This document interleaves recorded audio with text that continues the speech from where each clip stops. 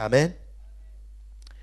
Proverbe 28, verset 13 dit, celui qui cache ses transgressions ne prospère point.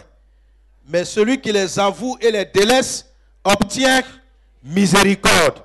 Dis voisin, tu as compris?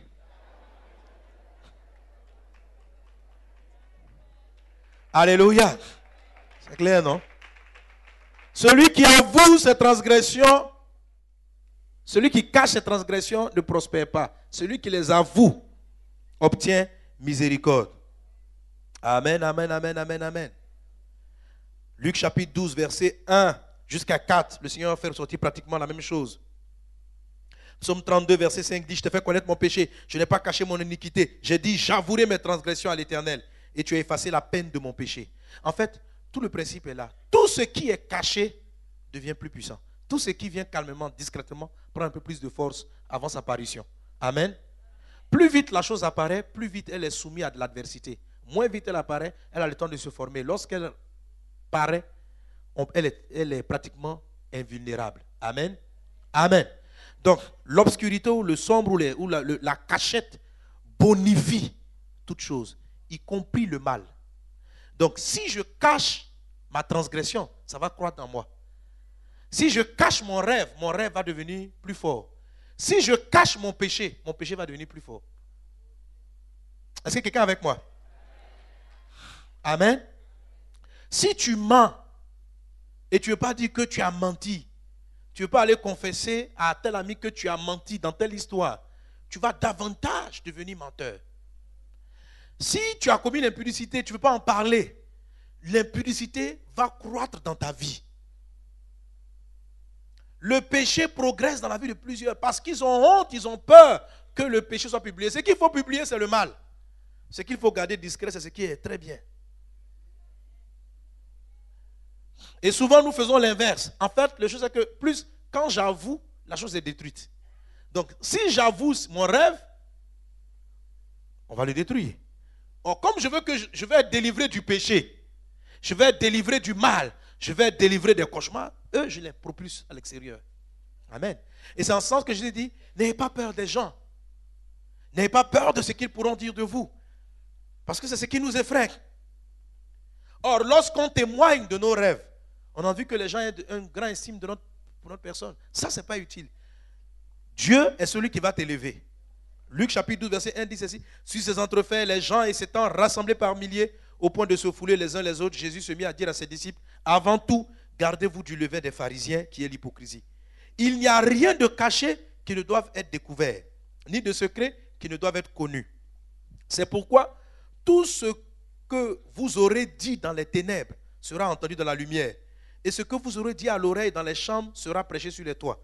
Je vous le dis à vous qui êtes mes amis, ne craignez pas ceux qui tuent le corps et qui après cela ne peuvent rien faire de plus. Alléluia.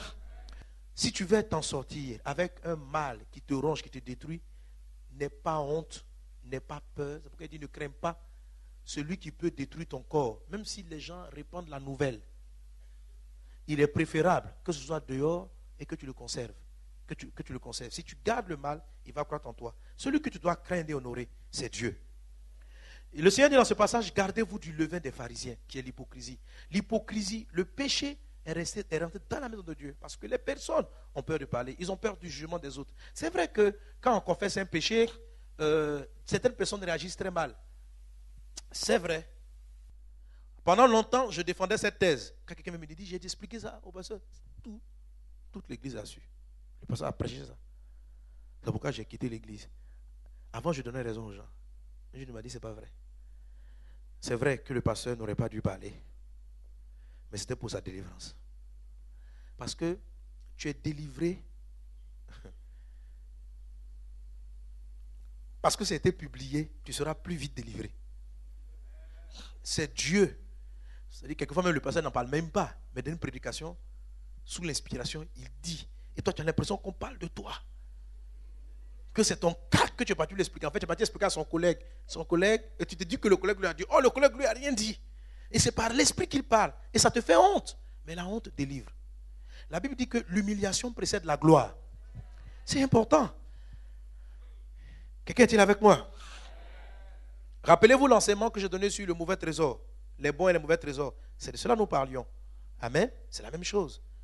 La Bible dit que le trésor dans le cœur te donne une certaine attitude. Si tu as des mauvais trésors, tu vas mal te comporter. Si tu as de bons trésors, tu vas bien te comporter. Et les trésors, on définit que ce sont les secrets. La qualité de tes secrets détermine la qualité de tes réactions.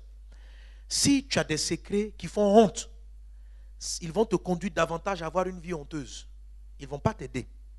Ils vont t'enfoncer dans le mal. Si tu as des secrets qui font honte, c'est-à-dire quand tu penses à ce secret-là, toi-même tu es attristé, tu es gêné, tu es embêté, ne garde pas cela en secret. Dans les autres avertissements, il y a un avertissement qui en parle plus ou moins encore. Il faut faire vraiment attention aux choses que vous voulez garder dans votre cœur. Le cœur amplifie tout.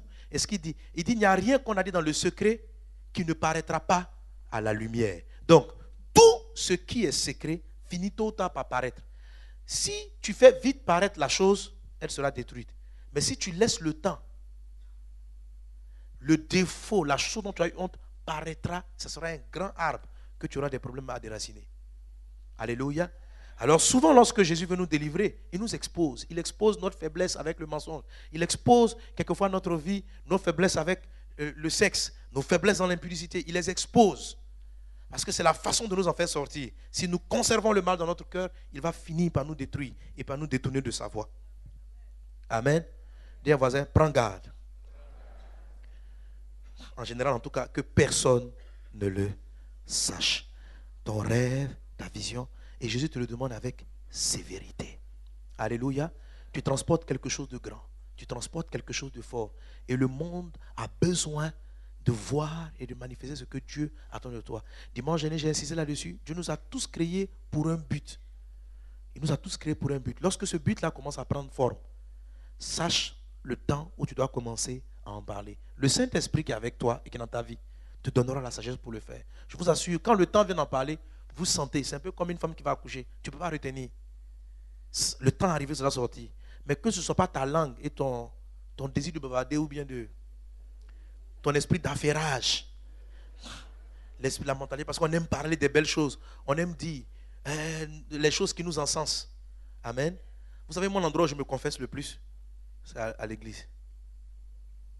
Oui. Si vous suivez bien mes messages, je confesse toujours mes faiblesses. Je dis, j'ai eu ça, voilà, là ça va marcher. J'ai fait ça, ça a échoué. J'ai fait ça, ça a échoué. J'ai fait ça. Parce que je ne veux plus que ça revienne en fait. Sinon, bon, quel jugement les gens auront-ils contre moi? Qu'est-ce que tu peux me faire?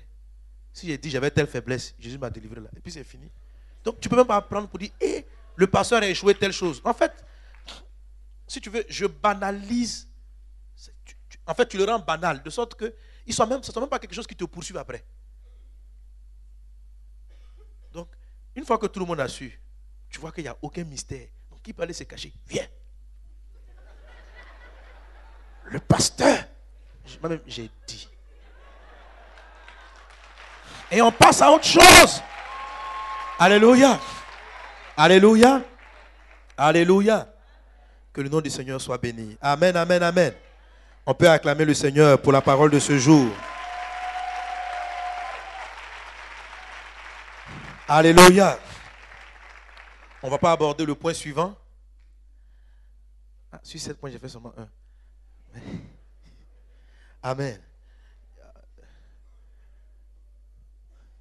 Je ne les cite pas. Hein. Prenez garde.